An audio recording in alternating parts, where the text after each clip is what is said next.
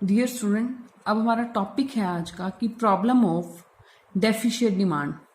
देखो बेटा, macro economics में प्रोफेसर केंज थे, वो कहते थे कि एग्रीगेट डिमांड जब हमारी शॉर्ट है, मतलब एग्रीगेट डिमांड कम है, लेस है, किससे?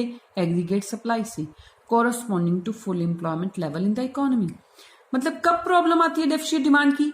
तब प्रॉब्लम आती है जब डिमांड कम है, टोटल कंट्री के अंदर गुड्स और सर्विसेज को खरीदने वाले लोग कम हैं, चीजें ज्यादा बनी पड़ी हैं, मान लो AC, fridge, TV, aggregate supply ज्यादा है बट एग्रीगेट डिमांड कम है, तो उस प्रॉब्लम को बोलेंगे कि कंट्री के अंदर क्या प्रॉब्लम है? डेफिशिएंट डिमांड की प्रॉब्लम है। इस कंसेप्ट को अच्छे से हम डायग्राम से समझेंगे बेटा।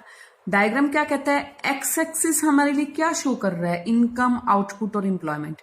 मैं बार बार ये बात क्लियर कर रही हूं कि प्रोफेसर केंज क्या मानते थे, एक कंट्री के अंदर इनकम उतनी ही होगी जितना हम लोगों को जॉब देंगे, उतना ही वो आउटपुट करेंगे, वही हमारा क्या होगा? जीडीपी होगा।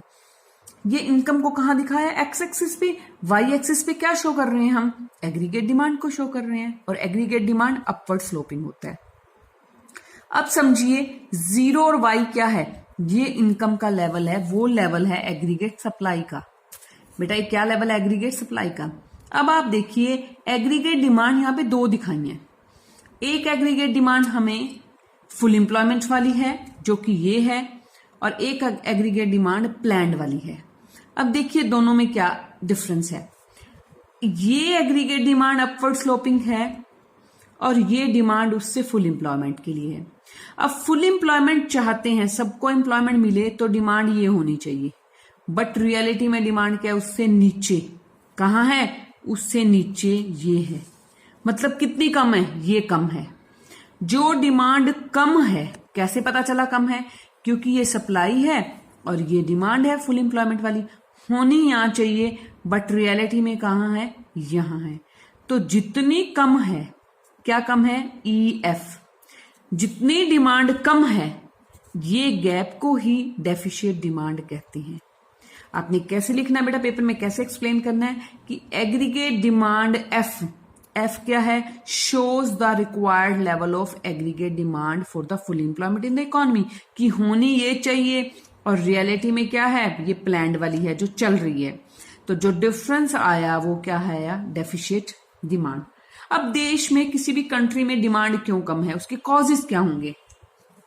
तो उसके कॉजेस में पहला कॉजेस है एग्रीगेट डिमांड कम होने का कि reduction in the private consumption expenditure, जिसको C कहते हैं। क्यों हो जाता है कि हम प्राइवेट खर्चा कम कर देते हैं? क्या वजह है? ये है, it is an important component of aggregate demand. आपको पता है एग्रीगेट डिमांड किसको मिला के बनता है? C+I+G, export minus import. अब मान लो ये सारी चीजें कम हैं, जैसे कंजम्पशन ही कम हो रहा है किसी भी कंट्री में, तो कंजम्पशन कम होएगा तो डिमांड क्या होगी? कम हो जाएगी। जब डिमांड कम है, क्यों कम है? क्योंकि there is reduction in the propensity to consume, कि लोग जो खर्चा है वो कम कर रहे हैं या सेविंग बढ़ा रहे हैं। अब मान लो जो सेविंग बढ़ाता जाएगा तो खर्चा कम करेगा, खर्चा कम करेगा तो इकोनॉमी के अंदर एग्रीगेट डिमांड क्या होगी? कम होगी। तो पहला तो रीजन ये है। नेक्स्ट है reduction in private investment expenditure, मतलब I। मान लो लोगों ने नए प्लांट लगाना, नई इन्वेस्टमेंट करना सोचा ही नहीं, वो सोच रहे हैं नहीं पैसा लगाएंगे डूब जाएगा। पुअर बिजनेस एक्सपेक्टेशन है, हर कोई चाहता है कि नहीं मेरे पास कैश पड़ा रही, पता नहीं कल का तो भरोसा नहीं है, कोई रिटर्न तो है नहीं, कमाई तो है नहीं। जब इन्वेस्टमेंट कम होगी फिर भी एग्रीगेट डिमांड कम होगी। मान लो मैं मशीनें नहीं खरीद रही, मैं फैक्ट्री नहीं लगा रही, तो एग्रीगेट डिमांड क्या हुई? कम हुई ना। नेक्स्ट है रिडक्शन इन गवर्नमेंट एक्सपेंडिचर। मान लो गवर्नमेंट अपने खर्चे कम कर रही है, मतलब ना तो वो डिफेंस के लिए सामान खरीद रही है, कम खरीद रही है, ना ही वो इन्वेस्टमेंट कर रही है, रोड्स बना रही है, डैम्स बना रही है। अगर वो खर्चा कम करेगी, अ cut in government consumption expenditure और इन्वेस्टमेंट एक्सपेंडिचर, अगर वो खर्चे ही कम करेगी तो एग्रीगेट डिमांड क्या होगी? कम होगी। क्योंकि हमने करा था कि जितना खर्चा ज्यादा करते हो इकोनॉमी में, उतनी डिमांड क्या होती है? ज्यादा होती है। कि जो हम खर्च करते हैं वो मार्केट से जाके खरीदते ही हैं, जब खरीदते हैं तो उस चीज की डिमांड बढ़ जाती है। या फिर एक और कारण हो सकता है, वो है डिक्लाइन इन एक्सपोर्ट। अगर अफॉल इन एक्सपोर्ट कि किसी कंट्री के एक्सपोर्ट क्या हो गए, कम हो गए। जब हमारी कंट्री के मान लो बाहर कोई डिमांड ही नहीं कर रहा, तो अपने बात ही है कि इससे क्या होगा, this lead to fall in aggregate demand, तो हमारी डिमांड क्या होगी, कम हो गई। नेक्स्ट है हमारा राइज इन इंपोर्ट। मान लो हमें फॉरेन की एक कंट्री है, उसको फॉरेन के प्रोडक्ट्स ज्यादा पसंद आने लग गए, मतलब हम फॉरेन से ज्यादा खरीदने लग गए। ऑब्वियस है जब इंपोर्ट ज्यादा करोगे तो अपनी कंट्री के प्रोडक्ट तो कम ही खरीदोगे, तो आपकी खुद की एग्रीगेट डिमांड क्या होगी, कंट्री के प्रोडक्ट्स की कम हो गई ना, इंपोर्ट पे ज्यादा डिपेंडेंट हो गए। या इंक्रीज इन टैक्स रेट। अब क्या हुआ, इंक्रीज इन टैक्सेस से क्या होता है, लेसर डिस्पोजेबल इनकम।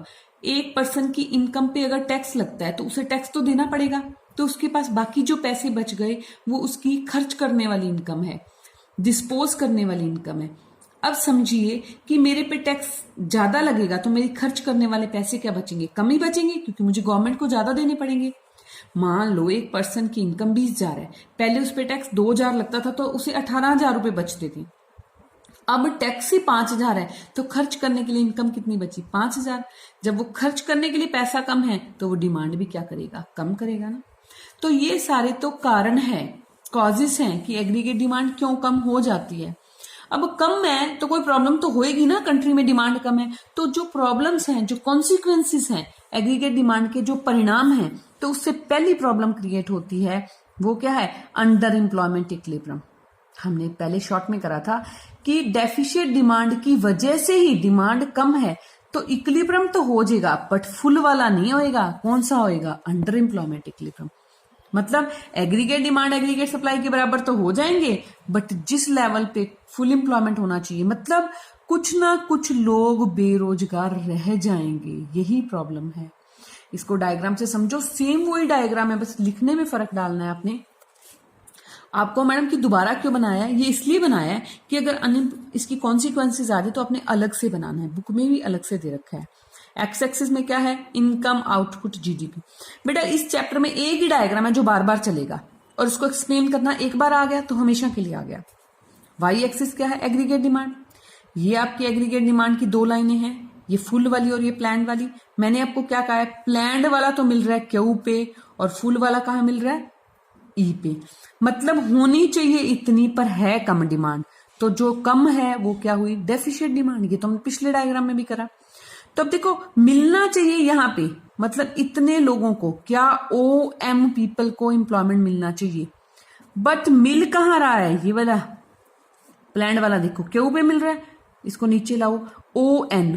कुल मिला के इतने लोगों को एम्प्लॉयमेंट मिलना चाहिए था, बट मिल कितना रहा है, कम।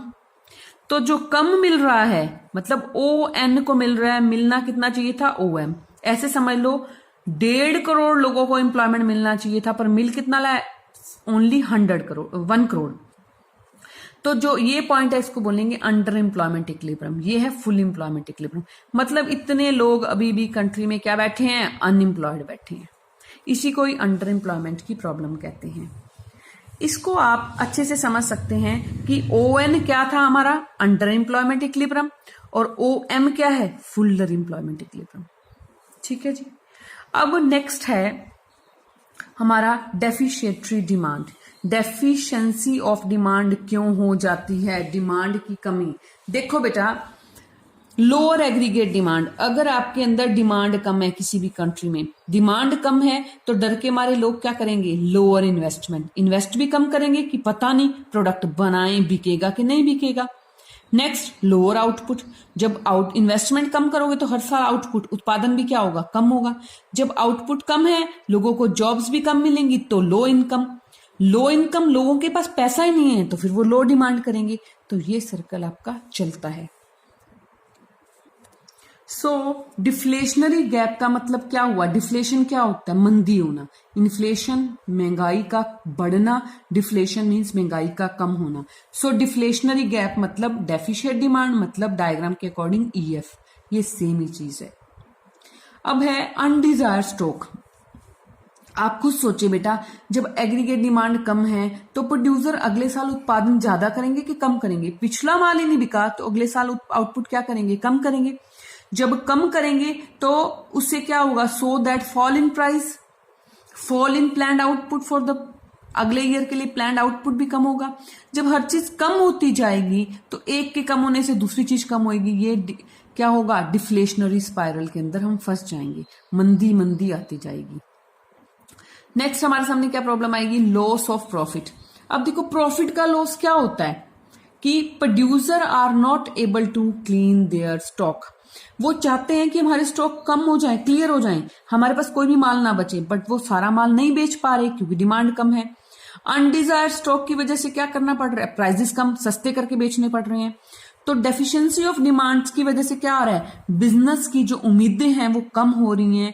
Overall level of the economy reduce, हर चीज कम हो रही है, जिसकी वजह से low level of equilibrium trap आ गया।